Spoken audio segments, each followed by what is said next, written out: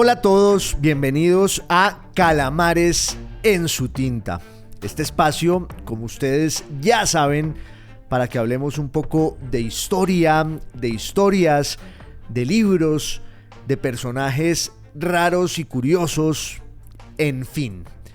Por estos días se ha puesto de moda hablar del famoso y mítico Castillo de Marroquín. Para quienes no lo conozcan, para quienes viven por fuera de Bogotá o de Colombia, se trata de eso, un castillo más bien monstruoso y esperpéntico y cursi que está a las afueras de la ciudad, en el camino hacia Boyacá, en el norte, en la sabana. Un castillo ahí enclavado en las tierras de una familia muy importante en la vida cultural y política colombiana, la familia Marroquín. De allí el nombre de ese castillo,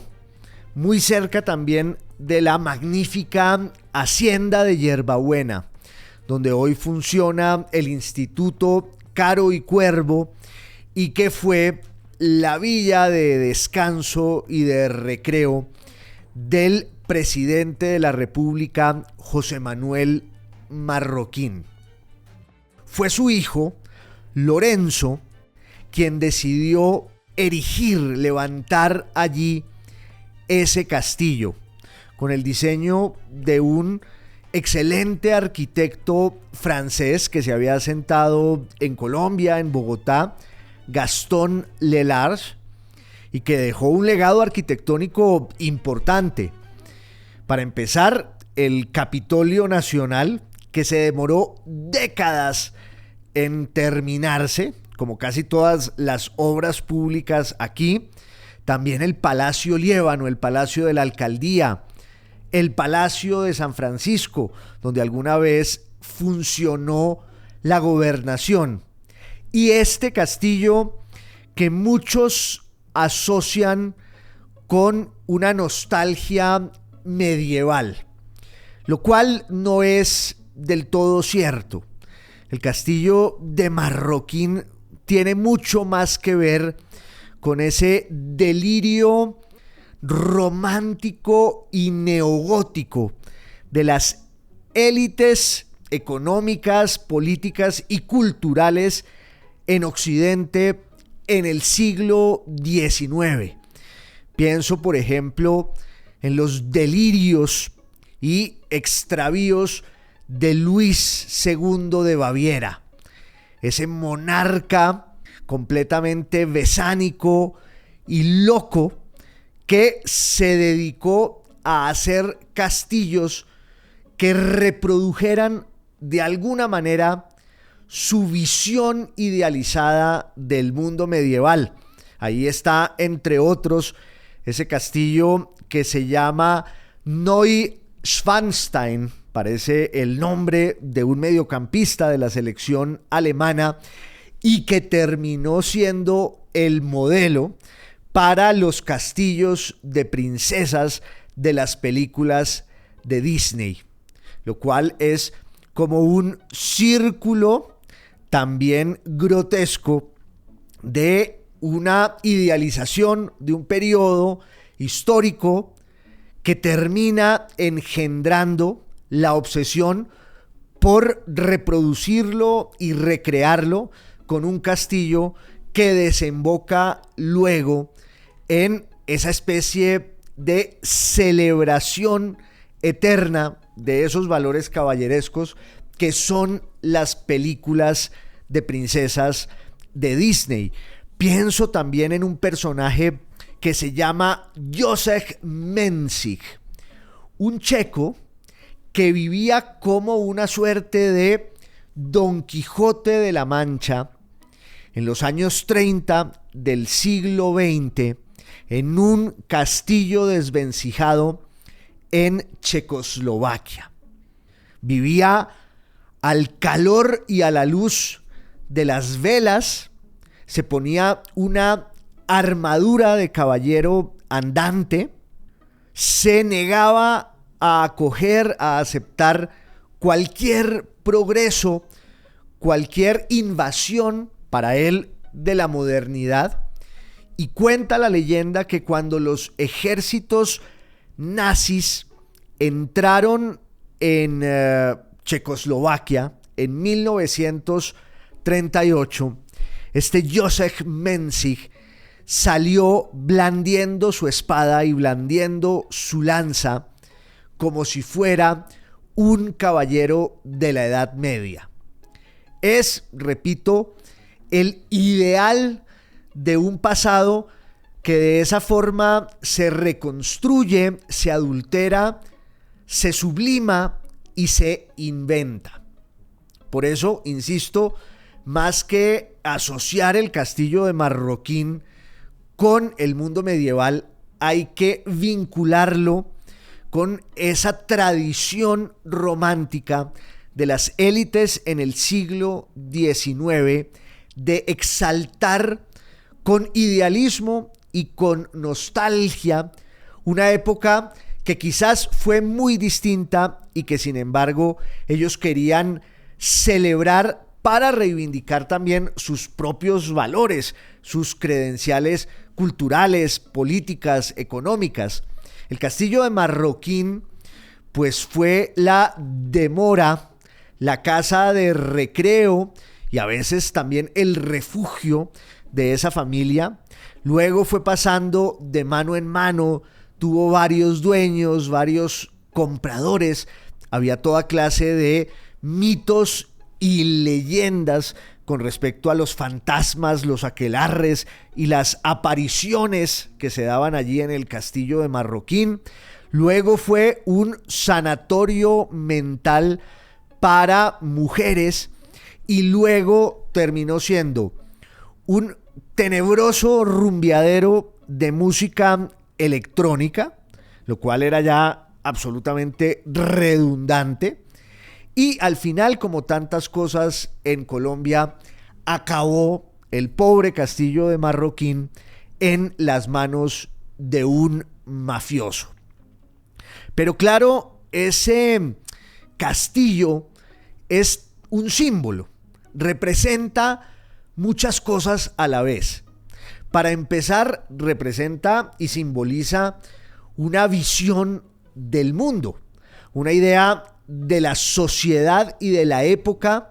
en que hacer ese castillo era posible y era probable.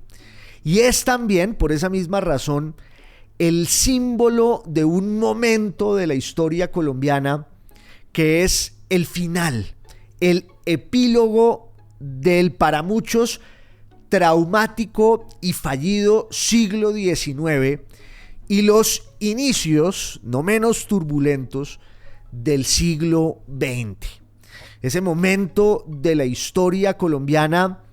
está marcado por dos hechos determinantes y trágicos. Para empezar, una guerra civil, quizás la guerra más atroz y brutal y sangrienta que hubiera ocurrido en Colombia hasta ese momento, la llamada Guerra de los 1000 días, el levantamiento de los ejércitos liberales contra el gobierno conservador de Marroquín, y como consecuencia de esa guerra y sus estragos, en noviembre de 1903, la separación, la independencia de Panamá, un hecho del que ya habíamos hablado aquí también en Calamares en su tinta, en otra salida, pero vale la pena volver sobre ese momento, sobre esa época, por todo lo que revelan de nuestra sociedad, de nuestras tradiciones, sus protagonistas. Colombia en el siglo XIX pues fue una sucesión de guerras por el poder, guerras de partido que casi siempre desembocaban en un texto constitucional que era como una carta victoriosa del bando que triunfaba. Los ejércitos llevaban en la punta del fusil una constitución que servía como un instrumento de envilecimiento del contrario, del bando perdedor que era desalojado de la vida política y civil y que tenía que ser extirpado con una obsesión sectaria que un autor de aquel siglo, Aníbal Galindo, un autor magnífico, llamó la religión de partido. Y no es una expresión gratuita, porque uno de los factores esenciales de esa lucha ideológica y política que acababa siempre en los campos de batalla era la cuestión religiosa, los límites de la iglesia y las relaciones entre el Estado y el poder eclesiástico. Hay una discusión que yo ya he mencionado aquí otras veces que tiene que ver con la idea esa de que nuestra sociedad es violenta por naturaleza y que hay como un modelo, una especie de patrón que queda establecido en las guerras civiles del siglo XIX. Muchos historiadores se han preguntado si ese prejuicio, esa premisa, esa idea son ciertos o no. Es decir, ¿somos los colombianos violentos por naturaleza? Algunos historiadores se han asomado con mucho cuidado en la historia del siglo XIX y han llegado a la conclusión de que aquí hubo más periodos de tranquilidad, de calma, de estabilidad, que de guerra y de violencia. Es un debate de nunca acabar que está marcado, sin embargo, por una tradición, por un hábito que antecede al de la guerra misma y al de la violencia, que es el hábito del sectarismo, la obsesión, la pulsión de hacer de la propia concepción del mundo la única válida, la única aceptable desde el punto de vista moral. Esa tradición y esa maldición del sectarismo caracterizó a la Colombia del siglo XIX y también a la Colombia del siglo XX, por lo menos en la primera mitad de ese siglo, dentro de lo que los historiadores llaman aquí con letras mayúsculas la violencia, que fue una guerra civil no declarada entre conservadores y liberales, una guerra por el poder, pero también una guerra ideológica que partía de ese supuesto. El otro, por el solo hecho de serlo, es perverso. Es como una irrupción aberrante que debe ser marginada, envilecida, extirpada. Ese hábito, esa tradición del sectarismo sí marcó la vida colombiana por 2 siglos y está volviendo, por desgracia. Es una catástrofe que después de habernos curado de semejante mal, de semejante enfermedad, la estemos reeditando. Es un acto de irresponsabilidad y de idiotez que además empieza casi siempre desde la acción política y desde el discurso incendiario de los caudillos que de manera indolente son capaces de atizar un fanatismo y un odio que ya en el pasado nos ha llevado muchas veces al abismo. Pero dentro de esas guerras civiles del siglo XIX colombiano, hubo una a principios de la década de los 60 que desemboca en una constitución de la que ya hablamos aquí en una salida de Calamares en su tinta, una constitución federalista, que era la cuestión territorial, pensar cómo iba a organizarse la repartición del poder en Colombia, ya una república independiente que necesitaba repensar sus instituciones, su cultura, sus jerarquías sociales, su modelo económico,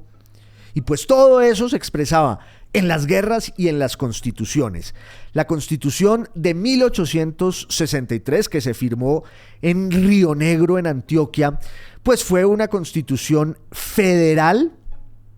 que muchos la consideran extremista, radical, desde el punto de vista también religioso, una constitución laica, moderna, secular, que por desgracia acabó también en una sucesión de guerras muchas veces entre los estados soberanos, los estados independientes que constituían esa federación de los Estados Unidos de Colombia, y unos conflictos que llevan a que muchos ideólogos y conductores y dirigentes del liberalismo que estaba en el poder desde su triunfo en la guerra civil entre 1861 y 1862, el Partido Liberal llega al poder, redacta su constitución, empieza la andadura de un nuevo modelo que es el modelo federalista de los Estados Unidos de Colombia. Hubo incluso hasta conatos de guerras internacionales que algunos estados soberanos les declaraban a potencias extranjeras. Yo siempre asocio esos delirios bélicos con una escena de una obra de teatro de Alejandro Casona, La barca sin pescador, en la que un personaje pone a girar de manera azarosa un globo terráqueo y a ciegas señala un lugar cualquiera del mundo. A veces pasaba así, estoy exagerando. Era como si estos caudillos, estos generalotes nostálgicos de las guerras civiles cogieran un mapamundi, lo hicieran girar para ver a quién podían declararle la guerra. Eso incluye la leyenda apócrifa y falsa de la presunta guerra entre el Estado soberano de Boyacá y el Reino de Bélgica, pero también una intentona de declararle la guerra al Reino de Prusia, comandado nada menos y nada más que por Otto von Bismarck. El Estado de Santander quería enfrentarse con la dinastía de los Hohenzollern. Es una caricatura que, sin embargo, revela como un estado caótico que surge por ese intento de imponer el federalismo, que de alguna manera también copiaba el modelo político de los Estados Unidos. Por eso este país se llama también así, los Estados Unidos de Colombia, y hasta mandaron a hacer un escudo y una bandera en los Estados Unidos, y por supuesto quedó como los Estados Unidos de Colombia, que parece ese lema de las redes sociales hoy de quienes dicen en inglés es Colombia, no es Columbia. Unos liberales renegados y arrepentidos, moderados, comandados por Rafael Núñez, que era un gran ideólogo y un gran observador muy agudo de la realidad, se dan cuenta de que hay que desactivar ese frenesí del federalismo, del Estado liberal, laico y ultramoderno, y entonces terminan unidos con un sector del conservatismo dirigido por quien era quizás el mayor de los intelectuales colombianos de la época, un enorme pensador, filólogo, crítico literario, lingüista, traductor de los clásicos latinos, de Horacio, de Virgilio. Yo ya conté aquí que la primera versión que leyó Borges de la Eneida fue la versión castellana de Miguel Antonio Caro, y luego, cuando conoció el texto latino, Borges creyó que era una traducción imperfecta del original en castellano. Pero Caro era también un aguerrido defensor del ideario conservador, católico, hispanista, y se une con Núñez y se lanzan a una guerra en la que finalmente se desmonta el modelo federal y empieza un nuevo gobierno marcado por el distanciamiento de Núñez, que se está hastiando de la política del poder, que gobierna desde su casa en Cartagena, mientras que Caro es el gran operador de los hilos de la política y de la manzanilla en Bogotá, una ciudad de la que no quiso salir jamás, ni siquiera ante la posibilidad de ir a conocer esa Europa que él interpretaba y exaltaba como nadie. Pero dijo alguna vez Caro, si para llegar a París o a Roma tengo que salir de Bogotá y pasar por la tierra caliente, prefiero quedarme en el páramo, prefiero quedarme en esta ciudad que era simbólicamente como un castillo también. Es una metáfora de esa obsesión en la que la cultura está tan vinculada con el ideario político y con la identidad de partido. Lo cierto es que Caro, que era el vicepresidente, gobierna Colombia hasta 1896-98 dentro de un régimen pues represivo en el que imperan la censura y un vínculo renovado con la Iglesia Católica y con un intento por reparar lo que los conservadores creían eran los estragos del liberalismo radical, del federalismo, de esa tradición atea y descreída que no representaba los valores esenciales de la nación colombiana, que era una nación blanca, hispánica y católica. Eso era lo que creían los conservadores ortodoxos y raizales. Obviamente también había una disputa dentro del Partido Conservador, dentro del conservatismo, cuya figura principal era don Miguel Antonio Caro, pero estaban otros personajes como don Marco Fidel Suárez, como José Manuel Marroquín, como Manuel Antonio San Clemente, como José Vicente Concha, como Carlos Martínez Silva, todos periodistas, agitadores políticos en la prensa, en las tertulias, en los cafés, en los libros, en las discusiones teológicas, intelectuales, y muchos de ellos además grandes filólogos, apasionados conocedores e intérpretes de la lengua española como un legado, como una tradición cultural que había que preservar, que había que exaltar. Se había fundado en la década de los 70 del siglo XIX la Academia Colombiana de la Lengua, que fue la primera que se funda en América y que tiene ese vínculo filial con la Real Academia Española, pero no se trata solo de una cuestión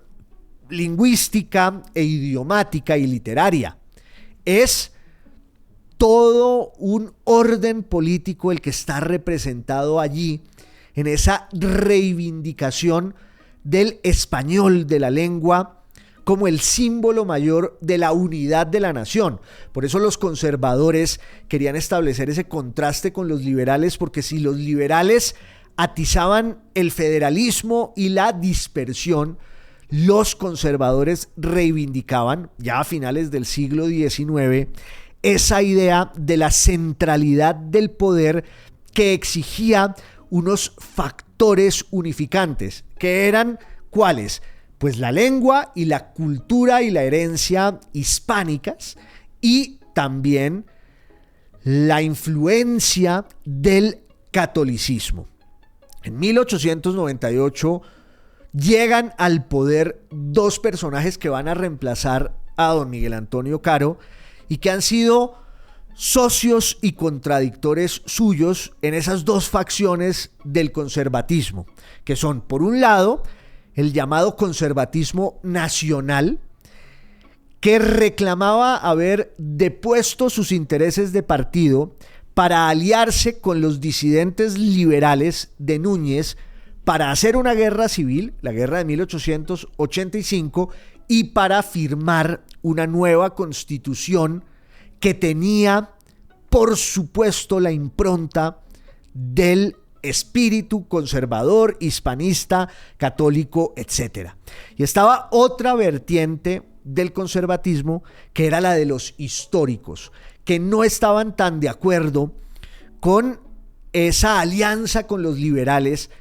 para recuperar el poder. Al final, en 1898, se unen las dos facciones del conservatismo con dos figuras que son Manuel Antonio San Clemente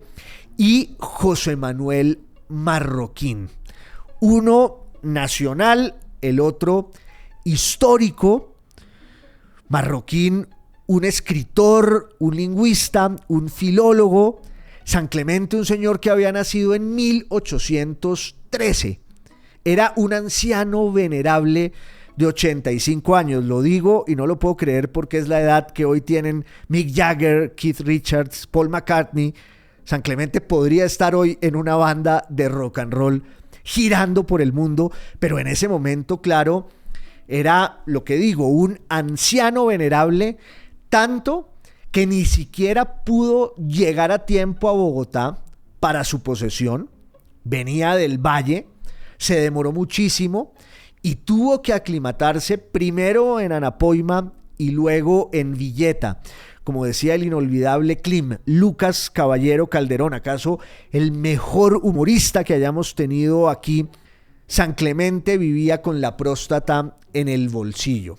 Y su vicepresidente, José Manuel Marroquín, se posesiona el 7 de agosto, mientras en noviembre se va a posesionar San Clemente,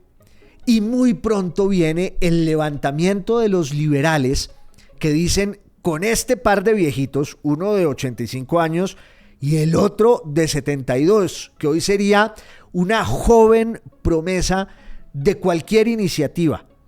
de un partido político, de un programa de radio, hasta de un podcast. Lo cierto es que están allí en el poder San Clemente y Marroquín, y viene el levantamiento liberal. También había una oposición cerrera de algunos conservadores que creyeron que los dos ancianos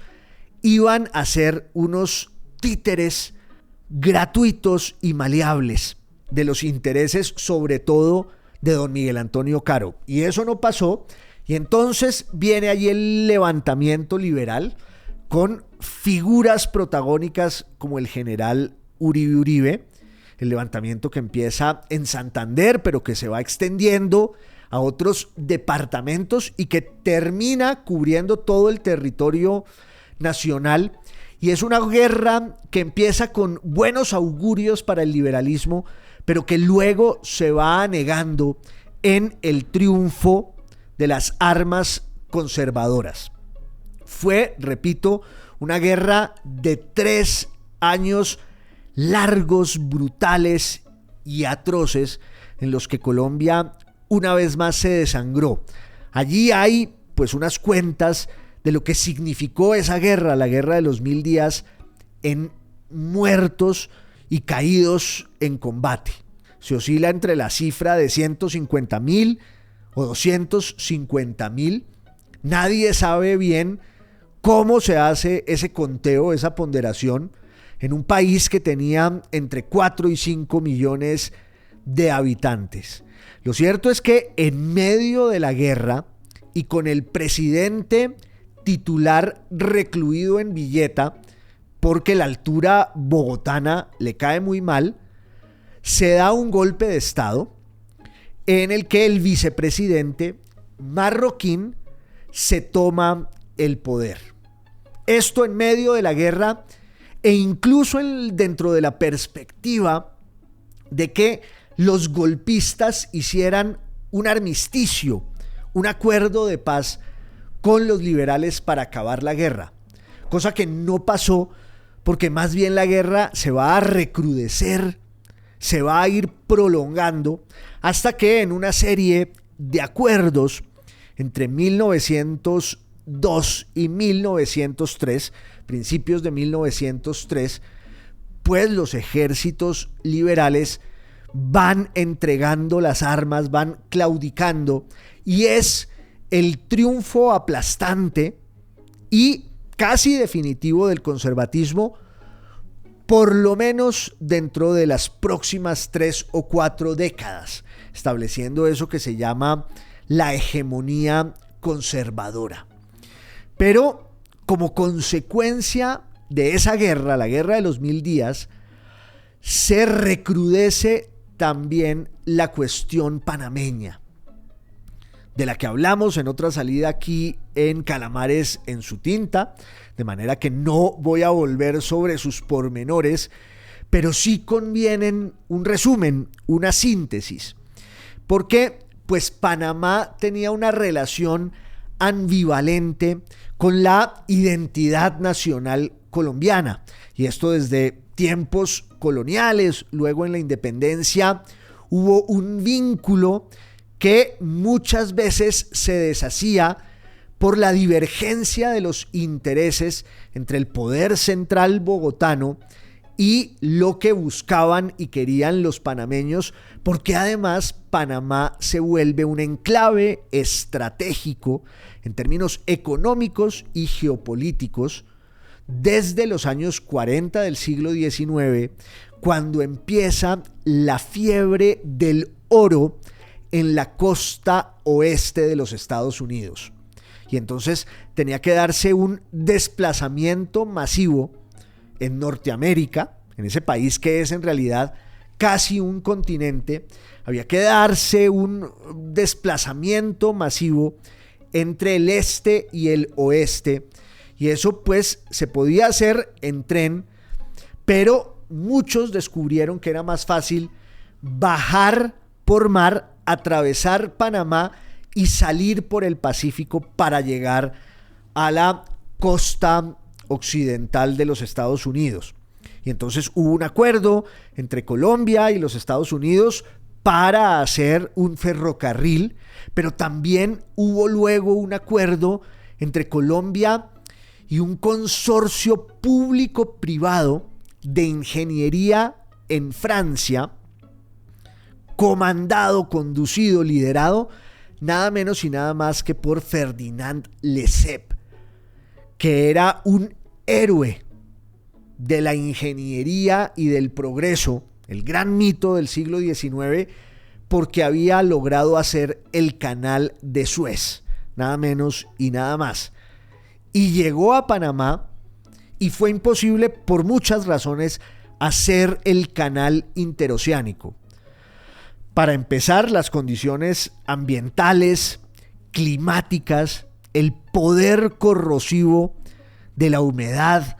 la tierra caliente, las enfermedades tropicales que fueron minando el ánimo de los ingenieros franceses y de los trabajadores que fueron llegando allí. Muchos de ellos provenían de la China, y fue realmente un fracaso monumental que además coincide con una operación de corrupción y lavado de activos internacional que fue la gran desgracia del pobre Lesseps, que acaba en la picota pública y cuyos hijos se dedican a lucrarse del prestigio y de la fama de su padre hasta que lo llevan casi al filo del abismo y lo dejan a las puertas de la cárcel. No lo apresaron por su edad venerable, pero fue un fracaso estruendoso el de los franceses tratando de hacer el canal interoceánico en Panamá, y eso hace que los Estados Unidos vuelvan a la carga con ese empeño, con esa empresa que tenía dos opciones: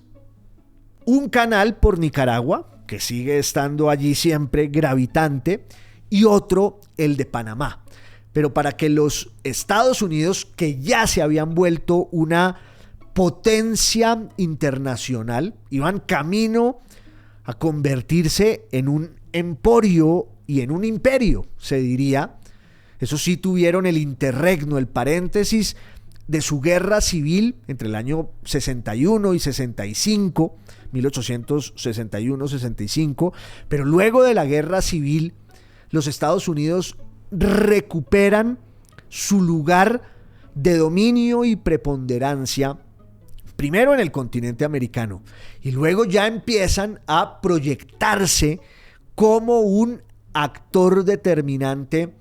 en todo el sistema internacional, en el orden mundial, lo que los marxistas llamaban el concierto de las naciones. Y entonces Estados Unidos quería hacer el canal interoceánico en Panamá, pero eso implicaba varias cosas. Por un lado, negociar con los franceses, que tenían una concesión oficial del Estado colombiano para hacer ese canal que fue un fracaso, que fue semejante debacle. Y también, obvio, negociar con el gobierno colombiano. Y todo eso empieza a acelerarse, ese proceso se recrudece y se agudiza en medio de la guerra, del levantamiento de las guerrillas liberales contra el régimen conservador, que además es ahora para muchos un régimen ilegítimo, nacido de ese golpe de estado que le dio el vicepresidente marroquín al presidente San Clemente. Y viene entonces la discusión y todo el debate sobre el canal de Panamá, y hay, por supuesto, una diferencia enorme entre la élite panameña y los dueños del poder en Colombia, que representaban una visión del mundo marcada por eso que yo decía ahora, del prejuicio de Caro, de don Miguel Antonio Caro, que era semejante filólogo, semejante humanista, y que consideraba claro que la tierra caliente era allí donde acaba la civilización. Como dijo un sacerdote parado en una de las montañas bogotanas a finales del siglo XIX, le dijo a un sobrino suyo: todo lo que usted ve aquí es la civilización y después viene la tierra caliente. Era un prejuicio heredado de la colonia y que se perpetuó también con la República, ya después de la independencia, porque había una necesidad por parte de las élites herederas de la colonia que hicieron la República de reivindicar unos valores que explicaban su lugar en la jerarquía social. Y entonces usaban el discurso científico y sociológico para legitimar también sus prejuicios raciales, que tenían que ver con esa noción delirante de que, por supuesto, estamos en la zona ecuatorial, en el trópico, aquí no hay estaciones, pero sí se puede dar esa diferencia salubre entre la tierra templada, la tierra fría y el infierno de la tierra caliente, que además son unas periferias que el Estado no ha logrado copar. Es como una idea también territorial de la legitimidad del Estado, que es pues muy difícil y fragmentaria, porque se asocia la lejanía con la barbarie y la centralidad del poder en Bogotá, en ese castillo ilusorio de la vida bogotana, donde imperan los valores de la cultura y de la civilización. Además, ya también empieza a enriquecerse más ese prejuicio y ese delirio de la cultura y la civilización que tienen el refugio bogotano de la tierra templada y de la lengua española y del catolicismo, con otra obsesión que es traer los modelos de la Europa occidental a la cual han viajado los hijos, los herederos, los vástagos de las élites, los que se han querido atravesar la tierra caliente para montarse en un barco y llegar a Europa, y entonces vienen impregnados de los hábitos con los que se encuentran en Francia, en Inglaterra. Es el caso, por supuesto, de Lorenzo Marroquín, que era un heredero, se decía en aquellos tiempos un tarambana, que es una expresión pues muy hispánica, que servía para referirse al hijo, en este caso el mayorazgo, si no me equivoco, de una familia, de una estirpe muy importante, que viajaba a Europa, creía que se estaba codeando allá con la élite, con sus pares, que estaban al otro lado del mar, y entonces las élites colombianas, sobre todo bogotanas, empiezan también a hablar en francés, a leer autores que son los que se leen en los periódicos en París, en Roma, en Londres, y eso no hace más que reforzar el desprecio por todo lo que de una u otra manera niega y refuta ese ideal de la civilización que está en el centro del poder bogotano. Y eso tiene mucho que ver con lo que al final va a pasar en Panamá. Aquí dice don Salvador Camacho Roldán, hablando de cómo estaba Panamá, dice: el estado de incuria en que yacía esa población puede juzgarse por el hecho de que no tenía ni tiene aún agua potable, con excepción de la lluvia, recogida en unas pocas cisternas. Y entonces los panameños necesitaban de manera desesperada que el canal se hiciera allí, y ¿por qué no? Que llegaran los gringos, que encarnaban ellos sí un ideal del progreso que era muchísimo mejor que el que ofrecían los que gobernaban en Bogotá, que eran unos ancianos teosóficos, eruditos, que estaban todo el tiempo tejiendo, como si fuera crochet, sus gerundios, sus participios. No se trata tampoco de una empresa despreciable. Ese legado, ese patrimonio colombiano del culto del idioma y la obsesión por escribir bien, por hablar bien, que en un momento dado pensamos que nos definía en toda América y en el mundo. Fíjense ustedes lo que cuenta el general Pedronel Ospina, conservador que pelea en la Guerra de los 1000 días y era ministro del gobierno de Marroquín, y entonces fue llamado por el gobierno en medio de una batalla a las afueras de Bogotá, en que Ospina estaba pendiente de que los liberales no se tomaran la ciudad,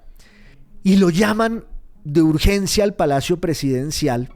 El presidente Marroquín llega a Ospina creyendo que ha ocurrido pues una gran catástrofe y una calamidad, y le dice Marroquín: Pedronel, estamos buscando consonantes a la palabra indio y lo hemos mandado llamar para que nos ayude. Esa era la Colombia de entonces. Panamá se iba por agua, la guerra arrasaba todo y el presidente de la República estaba obsesionado en su palacio, en el Palacio Presidencial, por encontrar una palabra consonante con el indio. Y claro, Lorenzo Marroquín pues era el resultado de esa sociedad. Los viajes, el ideal de la civilización y la cultura asociado siempre con el modelo europeo. Uno de sus mejores amigos, Tomás Rueda Vargas, magnífico historiador y prosista, decía que don Lorenzo Marroquín era un desubicado integral. Lo que pasa es que tuvo una participación clave en el gobierno de su padre. Era el poder en la sombra, la eminencia gris. Miguel Antonio Caro empezó a llamarlo el hijo del ejecutivo por todos los negocios que hacía y de los que en apariencia se lucraba, y un personaje, Manuel Bengoechea, le enrostró a Lorenzo Marroquín que hubiera hecho ese castillo con las platas que había cobrado por todos los acuerdos que se hacían en Panamá, dado que los americanos ofrecían un acuerdo para Colombia que consistía en $10 millones y luego un arriendo perpetuo de $250,000 mensuales. Colombia no aceptó ese tratado, ese acuerdo. El Congreso colombiano lo negó en agosto de 1903 y, por supuesto, el camino que quedó allí abierto fue el de la conspiración, la intriga y la revolución en Panamá, que además tenía un nuevo gobernador, don José Domingo de Ovaldía, que le dijo al presidente Marroquín: si usted me manda a Panamá y ahí estalla la revolución, yo voy a estar del lado de los panameños y de los americanos y no con el gobierno colombiano que lo acababa de nombrar. Decía Ovaldía que Marroquín lo había nombrado por instigación de su hijo, de Lorencito, que también fundó un club de yate en Bogotá, el mismo que construye el castillo allí en Yerbabuena, en La Caro. Es el que está obsesionado con las fiestas, los banquetes, los viajes, las lecturas, la filología y muy poco con las cosas del poder y del progreso. Decía Ovaldía que Lorenzo Marroquín lo había hecho nombrar gobernador en Panamá porque le debían una plata. Y entonces, para compensarlo, dado que nunca le pagó, lo hizo nombrar gobernador en Panamá y estalla la famosa revolución de noviembre, del 3 de noviembre de 1903, en realidad entre el 3 y el 10 de noviembre de 1903, que obviamente tiene ahí unas escaramuzas militares que luego fueron sobredimensionadas. La realidad es que la independencia panameña tuvo dos grandes mártires y héroes: un chino y un burro. El chino, un consumidor de opio, iba con su burrito caminando por la calle y fue el destinatario de una de las balas de cañón de una de esas corbetas que trataron en vano de salvaguardar la soberanía colombiana en Panamá, que se pierde, y luego viene todo un proceso político para reclamarles a los Estados Unidos una indemnización por ese proceso que está asignado por la tragedia, por el ridículo, por la indolencia, por la incuria, y que puede simbolizarse en ese castillo nostálgico como de un sátrapa del romanticismo alemán que trata de poner allí el enclave de un mundo que ya no existe, que refleja unos valores anticuados, anacrónicos, que eran los de la élite de la Colombia de entonces, que llega al siglo XX con la cicatriz de la Guerra de los 1000 días y con el muñón sangrante de la pérdida de Panamá. Por eso en 1910, cuando se cumplía el centenario, el primer centenario de la independencia de Colombia, había que hacer una celebración descomunal, botar la casa por la ventana, como para sacudirnos de esos lastres y de esos estigmas. Lorenzo Marroquín era uno de los encargados de hacer las grandes celebraciones del primer centenario de la independencia. Esto es Calamares en su tinta, que es podcast, es video podcast y es radio. Gracias por su compañía. Un abrazo a todos.